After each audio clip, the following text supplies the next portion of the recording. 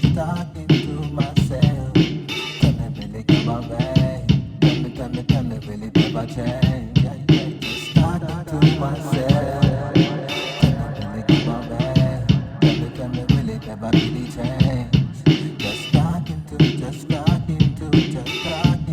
myself. Like, the name of this video gonna be disappointment. And I'm very disappointed in some of these pro blackity black influencers or YouTube creators that I've watched for I feel like years now. Yeah. And they just, it's like they couldn't wait to just hop on Candace Owens, huh? They be the main ones talking about how the black community is broken. We have this crab in a barrel mentality.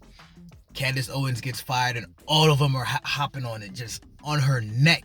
Like, yeah, you getting what you deserve. You getting your black wake up call, as O'Shea loves to call it.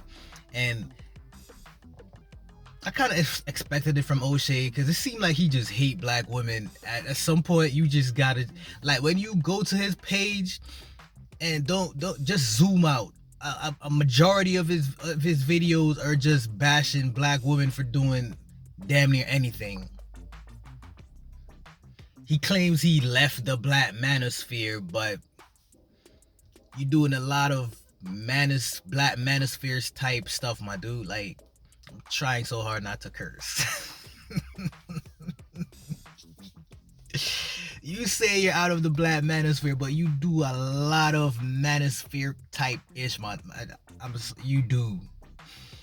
And you just hopped on Candace Owens. And I was more disappointed in the Crimson Cure. Because you think, like, it's almost like some of these people, they don't listen to Candace Owens at all. It's like they listen to each other's videos about Candace Owens, and then that's how they form their opinions about her. Because that's the reason why I started listening to her in the first place. I'm always on these blackity black, pro black pages. I watch the content, and they all always talking about her, talking about she said this, she said that, she hate black women, she hate black men, she hate black people, they say everything bad about this woman, to the point I decide I gotta see for myself. And then, like, randomly I just like, right, let me go check it out. Typed in her name, went to her page, and I never stopped listening to her because she makes a lot of sense. And O'Shea's video is filled with so much lies. Like, I've never heard Candace Owens talk about any kind of Caribbean blood she has. She always talks about she's from the South, she grew up with her grandparents, and she talks about her grandfather, her childhood and stuff like that. Nothing about being Caribbean. Me, myself, I'm Caribbean.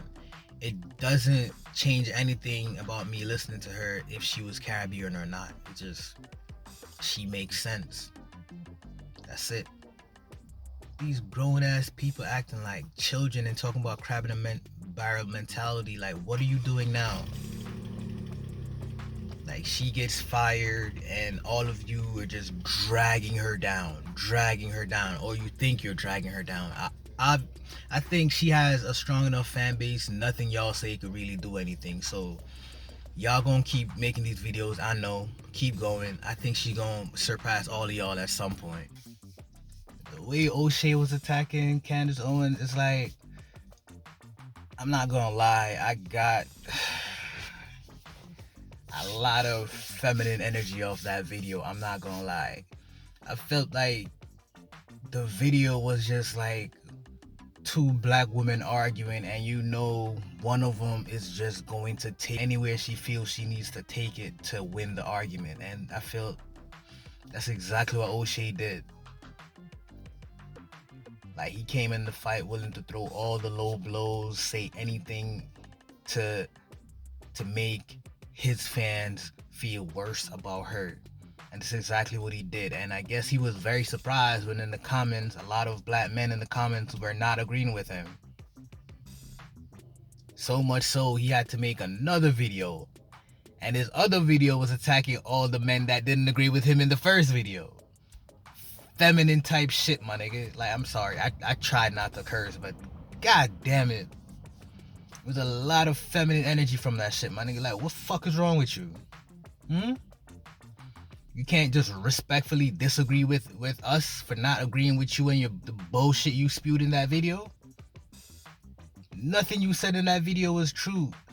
Anybody who actually listens to Candace Owens and watched your video, we were there like, where are you getting all this stuff from, bro? It's like every time you hinted at a little bit of truth, you mixed it in with a whole bunch of bullshit on the back end. She said it in the video I'm post at the end of this. She said it. You act like you don't know why she came over to the black sector. First of all, she came over here because she was on the Joe Budden podcast because she was actually invited. She did some video she reacted to some video he made, and I think she mentioned him and he actually invited her on the podcast. So if anything else, she was invited into the black sector. Well, at least for his show, she was invited. And she said it herself. If you actually watched any of her content, she said it herself. She's coming to the black sector. Well, she didn't even call it that. She was basically saying she's coming to all the places that have been lying on her for years because she's tired of you guys lying on her.